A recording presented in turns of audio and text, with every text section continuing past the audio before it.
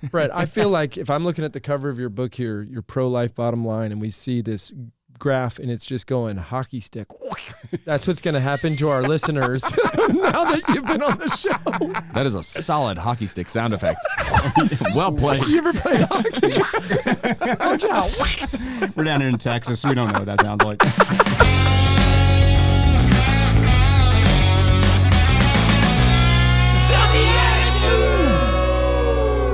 Oh, yeah, BeatiDudes. Welcome to the bonus show.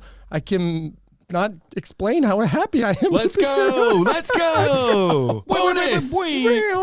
Everybody loves a bonus. Actually, you know what I'm excited about? When we did our first episode with Brett, I had on a suit and tie. It's 90 degrees in here. Yeah. I mean, this is like, what do you call it? Well, that was weeks ago anyway. Yeah, 10 minutes ago. And I got to say, like, I did that, what's it called? The yoga, hot yoga? Hot yoga. What is that? Why did people do that? Torture. By choice. Yeah. No, I did it for a while and I was like, do I like this? I smell bad. Like, What is it? It's yoga inside a sauna? They turn it up to like 98 degrees in the room, and then you do yoga. and they add humidity. Smart. Oh, yeah. I mean, it's like outrageous humidity. Yeah. So But you are still supposed to wear deodorant when you go do it. I got to do this part. Welcome to the BeatiDudes. I'm Jeff Shufflebine. Don't worry about the deodorant. I'm so excited to be back here with the BeatiDudes. I'm with my co-host Paul Kolker Howdy. and Nick Besner. What's going on? And we are the BeatiDudes. We are a show for Christian men seeking to grow together in humor and holiness as we seek to do God's will in our life. And as we've discussed, BeatiDudes are seekers who also are not feeling sorry for themselves. They're having fun. I don't think we ever you said that get one. better. Yeah. Get Yeah. better. Be a better person. Get better. That's BeatiDudes. Get better. Get better today. I love it. Hey, either one of y'all had trouble saying BeatiDudes lately? Like when you I heard Yes. somebody say it there. I was like, that's the wrong word. that word does not work. Okay, Paul, Yes. we want to surprise you. Nick and I were talking about how you're going places. Oh. Yeah, you really are. So we had a gift made for all three of us, but we're surprising you with it right now. What? You get your very own BeatiDudes luggage tag. What? 2 of them. So when you're traveling around, setting the world on fire, you can have your own face alongside me and Nick. I'll For- never be separated from you. The BeatiDudes. Yep, there it is. Wow. So I don't know why we were like planning this trip to Chicago with you, and we were like, what can we do? And so That is awesome. luggage tags. Thank you. Yeah, this is great. Yeah, nobody will ever mistake their luggage. No, they'll be like, whose faces? No, I give me saw one. Who your are these? hair. Who are these cartoons with big hair? I saw your hair on that bag over there. I got a haircut because I was self-conscious. You should grow a beard after seeing the 2 of us on I there. wish I could. I wish I could. Hormone disorder. Anyway, Beard. Happy- Not required to be a Happy dude. bonus show? I don't know what right? this is. Yeah, thank you. This is great. Yeah, so we're going places, Paul. All right, well, good. Well, we're back with Brett Attebery from Heroic Media. We've been having a great time today. The first episode, we talked in depth about what does it mean to have pro-life media, and then also a little bit of change in the vernacular so that we can change the way we think about the pro-life world. And we went into Brett's book, Your Pro-Life Bottom Line, by Brett Attebery, Attaboy. And I'll tell you what, Brett, this book, you start off by telling a personal story that kind of took you on a journey to being at the forefront of this this national movement. Can you share with us your journey, your pro-life journey? Sure, be happy to.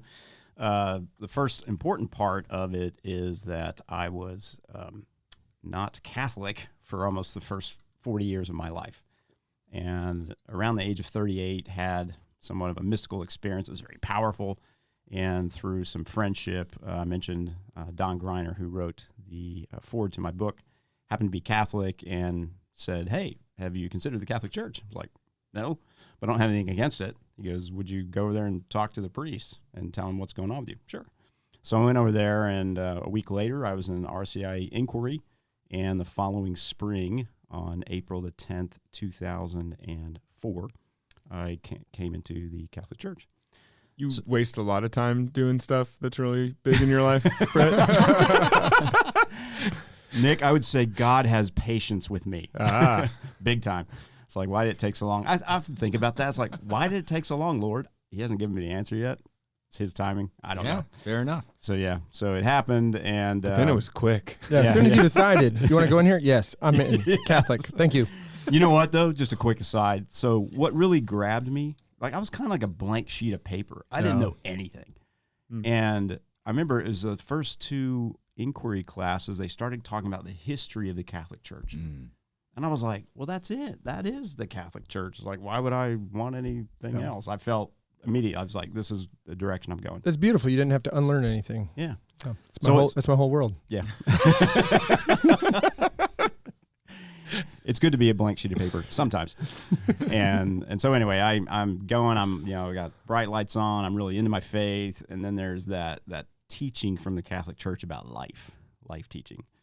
So yeah, so this was a challenge for me because 20 years prior to that, when I was just a teenager, my girlfriend got pregnant and we agreed together and she had an abortion. And it just didn't, I won't say it didn't affect me at all for that 20 years, but it really didn't affect me that much. Every now and then I'd kind of go like, oh, wow, that was weird. That happened. Right? That was it. That was about the depth of it.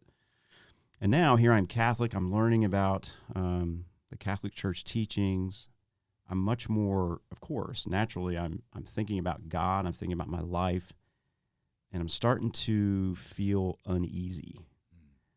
But that was weird, too, because I knew enough about the church's teaching. I knew at that Easter vigil that everything was forgiven. Yeah. So this wasn't a question of I'm not forgiven.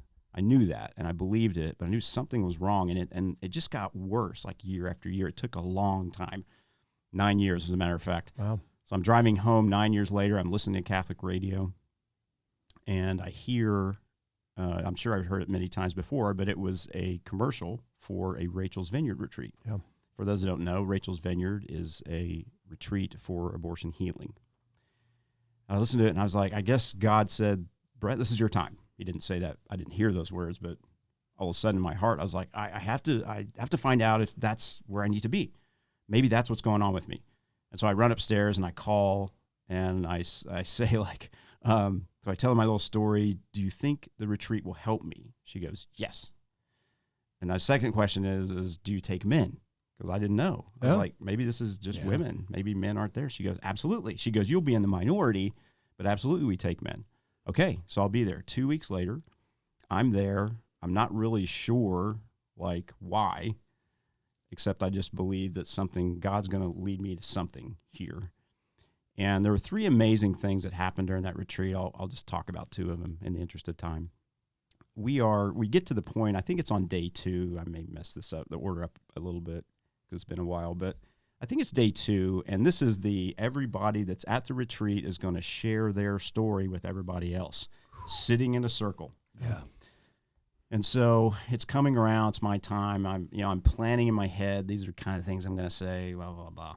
And this is why I know this was a Holy Spirit moment, because finally it gets to my turn, and everything that came out of my mouth had 0 to do with what I was planning to say. Yeah.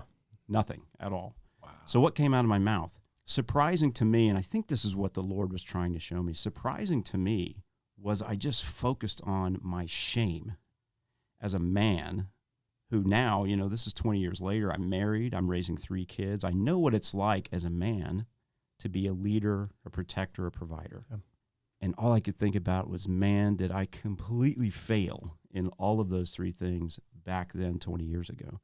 And some people say, you're 18, you know what you're doing. Well, I was new enough to have a child. Yeah. Right. That's no excuse. Right. It's not. Yeah. And I think it was so deeply shameful. I was so deeply ashamed that I just could never confront it. And it took this retreat for the Lord to say, now I'm going to show you what it is. Bam. There it is. And it was from that moment that, the healing began. It was like at that moment that the Lord reached out, crying, everybody's crying. This is a whole 4 hours of crying. That's how healing retreats tend to go. Yeah, it's like, and I think it was that moment that the Lord just reached out and said, now I'm going to heal you, and I've got something for you. I didn't hear that. This is looking back.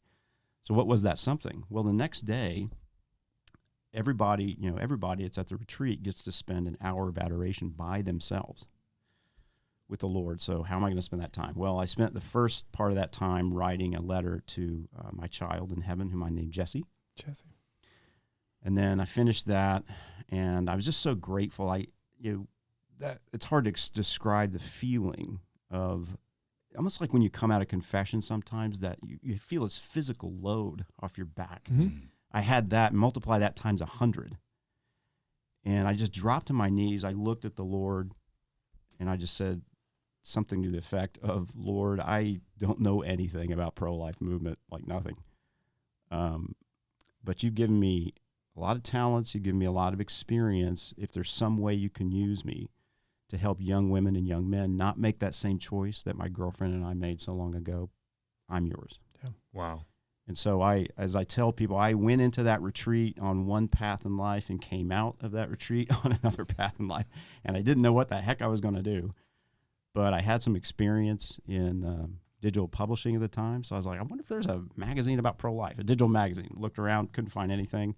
So I named it, of all things, ready? Pro-Life Magazine. There you go. Let's just tell them what it is. Can you talk to us about the process of arriving at that title?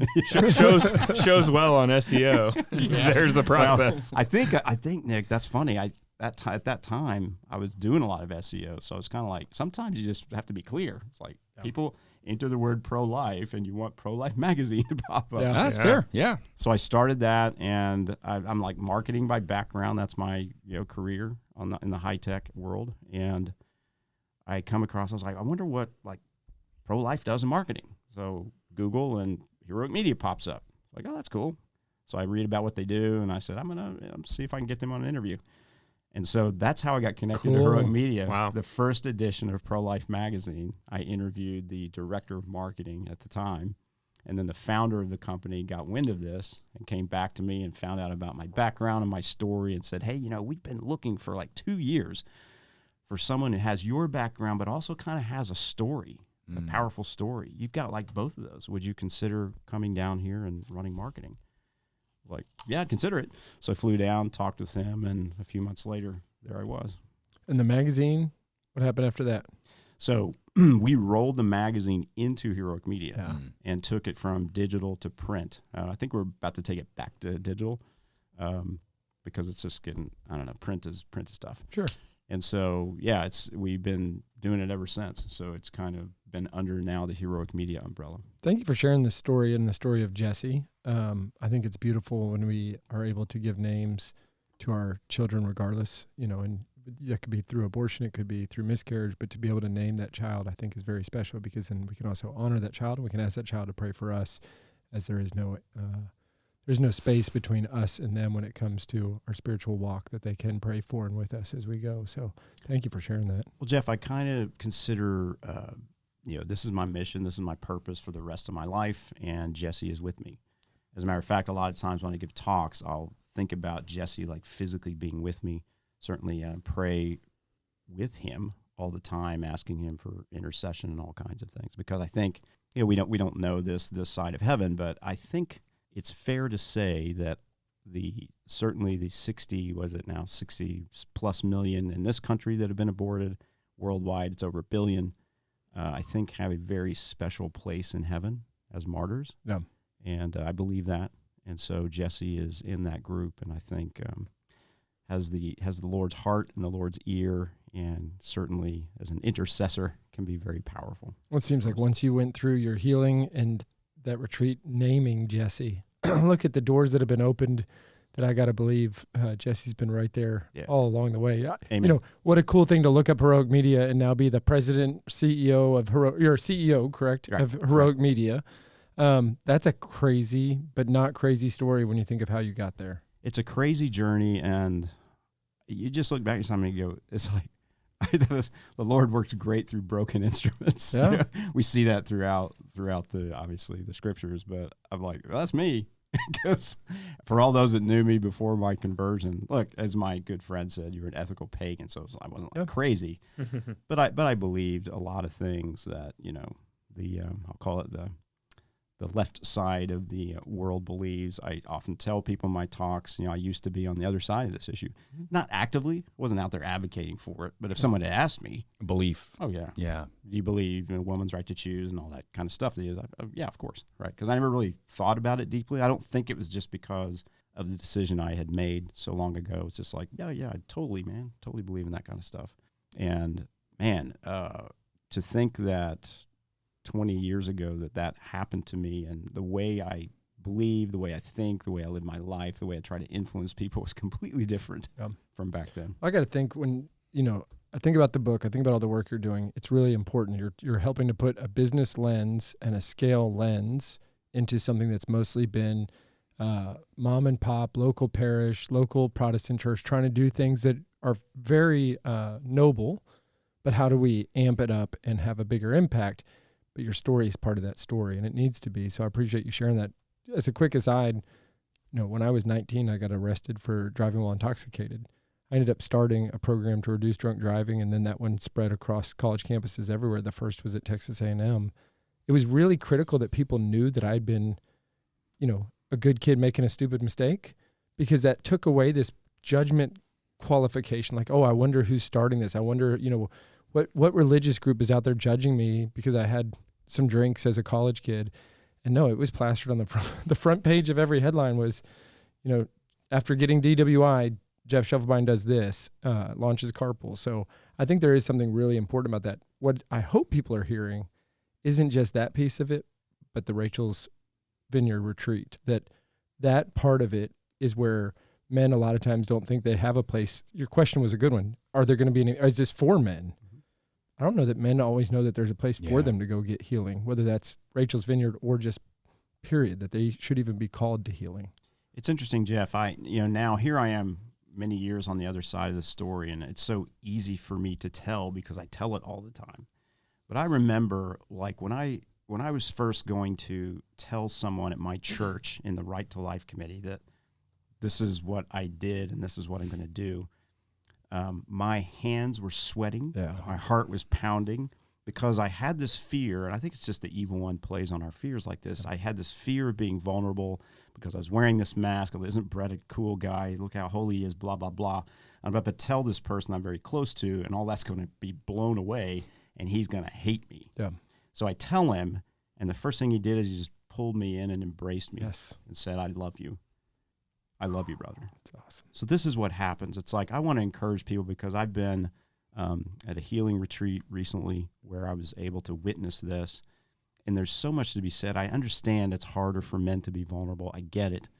But find a place where you, especially with other men who are facing similar issues, trauma or things like that, and find that kind of retreat, and then get in there and lay it on the table, because it almost takes that. It's like you gotta put it on the table and let the Lord work with it, and then amazing things can happen. That doesn't have to be like something blows up nationally, but even if it's within your own family, if it just transforms who you are, how you interact with your family, your children, your spouse, your friends, your colleagues, it can change everything. But it's got to start with the healing. You got to pull that wall down, and until you do that, I think there's an obstacle there. Yeah, absolutely. Well, and I remember at one point learning, because what you're talking about makes me think of that God works through the brokenness, and that he brings about something greater almost because of the brokenness, not necessarily that he would have willed that to begin with, of course, because we live in a broken world, but that happy fault, right, that we talk about at Easter. And so that the idea is then that because of the brokenness, he's able to work more clearly. So the analogy I remember hearing was about now I'm going to forget the name of the art, but there's, I think, a Japanese art where if you break a jar or something, like a ceramic, jar, dish, whatever it is, they will use gold to stitch it back together, essentially, and then it'll be more beautiful, or it's seen as more beautiful because of the way it was put back together. Worth more.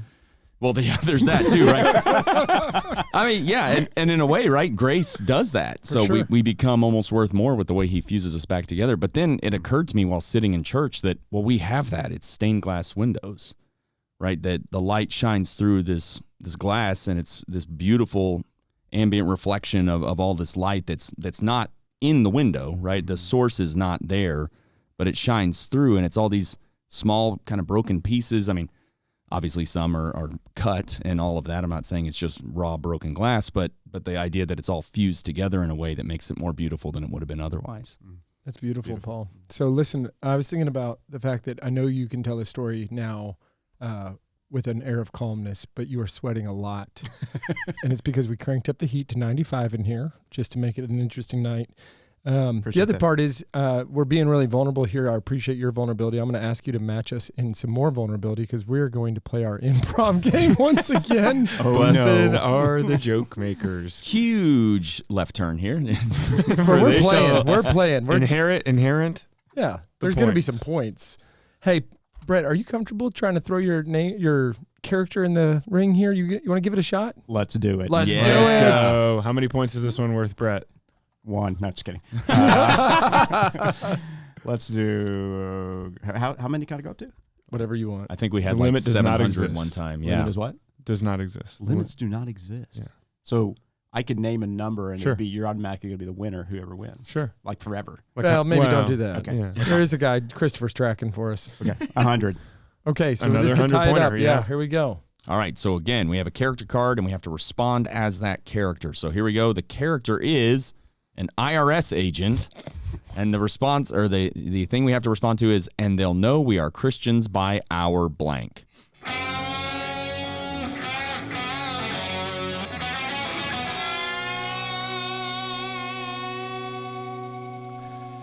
And they'll know we're Christians by our tithing. Such a layup. And I mean, he took the thing I was going to lay out. No. And they'll know we are Christians by our child deductions. Pretty good. Very good. Wait, pretty good. And they will know we are Christians by our gold-plated rosaries. Oh, my goodness. And they've been sealed Wow. back together with gold, if I'm following you. Wow. Yeah. Healed and That's what I was sealed. thinking. Healed and sealed. Totally meant to do that. Absolutely. And they will know we are Christians. You know, like Kristen Wiig or Kristen Dunst. No, that's Kirsten. That's Dunst. not BeatiDudes at all. Kristen Bale. Yeah. Oh. I am not. I'm just going to put my vote behind Brett and just sit back. So, Brad, I think you get to make the final decision there, and you can award it to yourself. You but absolutely can. No. No, I'm gonna vote for Brett. Brett as well. wins. Yeah. Brett wins. 100 points, Brett. Too much humility coming out of chair 3 over here. They'll know we are Christians by our 10%. I mean, that's where I was going, but the tithe, I mean, you took it from me, so I went You Christians. were gonna say 10%. Yeah. And I went Christians after that, which is totally a different answer. All right, Brett. So a reminder for everyone, the book is Your Pro-Life, Bottom Line by Brett Attebery. You can also check out Heroic Media at heroicmedia.org. And you can also check out Brett's personal website at brettattebery.com. And you can also try ThriveExpressWomen'sHealthcare.com. Is that correct, or is it .org? That's .com. All right. That's from the previous I was episode. trying to think how'd you say Tüchig. Yeah, it's basically a German word. the acronym? Yeah, TEWHC. Tüch. All right, and follow Brett on LinkedIn. Get some great articles that he's writing, and be part of that movement as well. Brett, any last words for us as we roll out into the credits for the BeatiDudes? No, just that you can't believe what an honor it is to be part of the club now, the Beatitude Club. Beatitude. I just said You did it. You did it. You did it. It's really tricky. What kind of Christian Yeah, are you? They will know we are Beatitudes. See, I can't even do it. BeatiDudes. By our mispronunciation. Man, You gotta really slow it down. I could have really crushed that one. Yeah. It's getting hot in here. Yeah, brain's frying. It's amazing. I'm just so happy to be one of the, I have to focus on this, BeatiDudes. Yes. One of the first 100 maybe. Oh, yeah. So when sure. there's like Probably. a million of them a month from now, well, maybe it'll take longer than that, but After I your can always episode, say, I can always say I was one of the first 100 BeatiDudes. Brett, I feel like if I'm looking at the cover of your book here, your pro-life bottom line, and we see this graph and it's just going hockey stick, that's what's going to happen to our listeners now that you've been on the show. That is a solid hockey stick sound effect. Well played. You ever played hockey? Watch out. We're down here in Texas. We don't know what that sounds like. All right. Until next time, we'll see you in the hockey game and we'll see you in the Eucharist. God bless.